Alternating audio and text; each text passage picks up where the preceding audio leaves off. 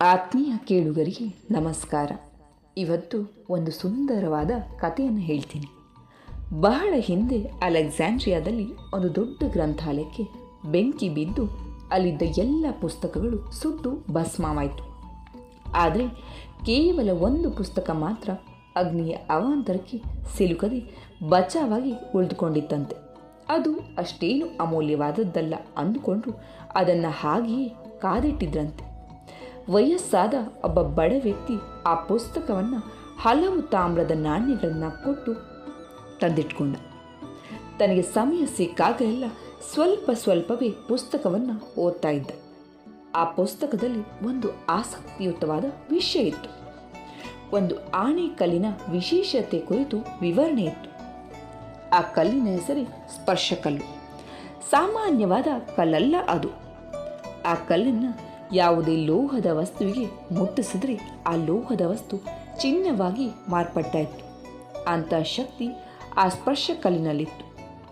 ಆದರೆ ಅಷ್ಟೆಲ್ಲ ಕಲ್ಲುಗಳು ಪ್ರಪಂಚದಲ್ಲಿರುವಾಗ ಅದನ್ನು ಗುರುತಿಸೋದು ಹೇಗೆ ಎಂಬ ಚಿಂತೆ ಆಯಿತು ಆ ಅಜ್ಜನಿಗೆ. ಆ ಕಲ್ಲು ಸಿಕ್ಕಿದರೆ ತಾನು ಅತ್ಯಂತ ಶ್ರೀಮಂತನಾಗಬಹುದು ಎಂಬ ಆಸೆ ಆ ವಯೋವೃದ್ಧನಿಗೆ. ಹೇಗೆ ಗುರುತು ಹಿಡಿಯೋದು ಅಂತ ಪುಸ್ತಕದಲ್ಲಿ ಎಲ್ಲಾದರೂ ಒಂದು ಕಡೆ ಸೂಚಿಸಿರಬಹುದು ಎಂಬ ಯೋಚನೆಯಿಂದ ಪುಸ್ತಕದ ಎಲ್ಲ ಹಾಳೆಗಳನ್ನು ತಿರುವಿ ಹಾಕ್ತಾನೆ. ಪುಟಗಳನ್ನು ಮೊಗಚಿ ಹಾಕ್ತಾ ಇದ್ದಾಗ ಒಂದು ಪುಟದ ಮೂಲೆಯಲ್ಲಿ ಗುರುತಿಸುವ ಬಗ್ಗೆ ಸೂಚನೆಯೊಂದು ಪ್ರಕಟ ಆಗಿತ್ತು. ಸ್ಪರ್ಶ ಕಲ್ಲನ್ನು ಮುಟ್ಟಿದಾಗ ಬಿಸಿಯಾಗಿರುತ್ತೆ ಎಂಬ ಸೂಕ್ಷ್ಮ ಪ್ರಕಟವಾಗಿತ್ತು. ಇದನ್ನು ಓದಿದ ಆ ಅಜ್ಜನ ಆನಂದಕ್ಕೆ ಪಾರವೇ ಇಲ್ಲದಂತಾಯಿತು. ಅಂದಿನಿಂದ ಅಜ್ಜ ಪ್ರತಿಯೊಂದು ಕಲ್ಲನ್ನು ಮುಟ್ಟಿ ನೋಡಲಿಕ್ಕೆ ಆರಂಭಿಸ್ತಾನೆ. ಸ್ಪರ್ಶ ಕಲ್ಲನ್ನು ಹುಡುಕೋದೇ ಅವನ ಕೆಲಸವಾಯಿತು. ಸಮುದ್ರದ ದಂಡೆಗೆ ಹೋಗೋದು, ಅಲ್ಲಿರುವ ಎಲ್ಲ ಆಣೆಕಲ್ಲುಗಳನ್ನು ಪರೀಕ್ಷಿಸೋದು, ಆ ಕಲ್ಲುಗಳು ತಣ್ಣಗಿರುವುದನ್ನು ಗ್ರಹಿಸಿ ಮತ್ತೆ ನೀರಿಗೆಸೆಯುವುದು ಪ್ರತಿದಿನದ ಕೆಲಸ ಆಗೋಯಿತು. ಅಜ್ಜನು ಯಾವುದೇ ಬೇಸರವಿಲ್ಲದೆ ಸಮುದ್ರ ತೀರಕ್ಕೆ ಹೋಗ್ತಾ ಇದ್ದ. ಅಲ್ಲಿ ಆಣೆಕಲ್ಲುಗಳನ್ನು ಮುಟ್ಟಿ ನೋಡಿ ಪರೀಕ್ಷಿಸ್ತಾ ಇದ್ದ. ತಣ್ಣಗಿರುವ ಕಲ್ಲುಗಳನ್ನು ಮತ್ತೆ ಸಮುದ್ರಕ್ಕೆ ಎಸೆತಾ ಇದ್ದ.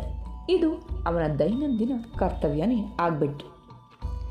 ಬಹುದಿನಗಳ ಪ್ರಯತ್ನದ ನಂತರ ಒಂದು ದಿನ ಆ ಅಜ್ಜನಿಗೆ ಒಂದು ಸಣ್ಣ ಆನೆಕಲ್ಲು ಸಿಕ್ತು. ಅದು ಬಿಸಿಯಾಗಿತ್ತು. ಆದರೆ ಪ್ರತಿ ಬಾರಿಯೂ ಕಲ್ಲುಗಳು ತಣ್ಣಗೆ ಇರ್ತಿದ್ದು ಅವು ಸ್ಪರ್ಶಕಲ್ಲು ಅಲ್ಲ ಅಂತ ಅಂದ್ಕೊಂಡು ಮರಳಿ ಸಮುದ್ರಕ್ಕೆ ಎಸೆಯೋದು ಅಭ್ಯಾಸ ಆಗಿತ್ತು ಆ ಅಜ್ಜನಿಗೆ.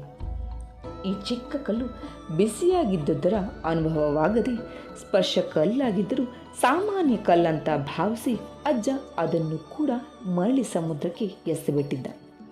ಕೈಗೆ ಬಂದರೂ ಬಾಯಿಗೆ ಬರದ ತುತ್ತಾಯಿತು ಆ ಕಲ್ಲು.